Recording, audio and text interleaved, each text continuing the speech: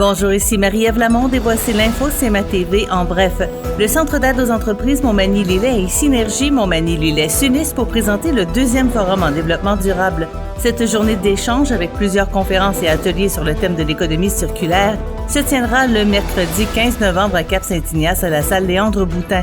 L'activité est gratuite et inclut le repas. Ce que nous on trouvait intéressant dans ce conférencier-là, dans cet atelier-là, c'était que M. Journeau est capable de parler aux entreprises et leur démontrer qu'il y a des gains à faire, des gains économiques aussi, en mettant dans son modèle d'affaires de l'économie circulaire. Donc, en pensant à l'environnement, on peut faire des gains. Donc, M. Journeau est capable d'inspirer, est capable d'en parler parce que oui, c'est le cas. Donc, pour nous, on trouve ça super intéressant. L'événement fait suite au succès du premier forum organisé en novembre 2022 où près de 70 personnes de 31 entreprises de Montmagny-Lillet avaient participé. Dans le cadre de l'Assemblée générale annuelle de la Fédération de l'UPA de la Chaudière-Appalaches, quelques 170 délégués se sont réunis au centre Castel de Sainte-Marie afin de faire le bilan des points marquants lors de la dernière année. En avant-midi, les participants et participantes se sont prononcés sur une douzaine de résolutions, lesquelles guident les actions de la Fédération tout au long de l'année.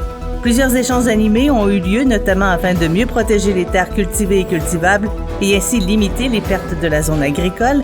Et en après-midi, le président, M. James Allen, a salué la résilience dont les producteurs et productrices ont encore dû faire preuve après une saison fortement compromise par les conditions météorologiques difficiles.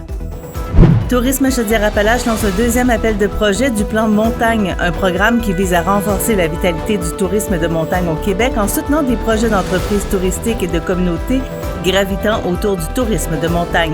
Rappelons en effet que le 29 avril 2022, le gouvernement du Québec annonçait un investissement de 11 millions de dollars pour renforcer la vitalité du tourisme de montagne au Québec.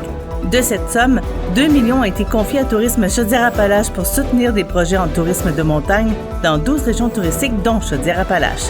Et au Sport Ligue de hockey olympique, la fin de semaine prochaine, 3 parties sont prévues. Samedi 28 octobre à 20h, entre Hockey Pneus André Ouellet-Suxacé et Restaurant à la Rive, et à 21h30 entre Ressort Liberté Marquis Imprimeur face à Armoire Mathurin. Aussi dimanche 29 octobre à 13h30, Armoire Mathurin et le groupe MG seront sur la glace et à 15h, Ressort Liberté Marquis Imprimeur et Restaurant à la Rive s'affronteront.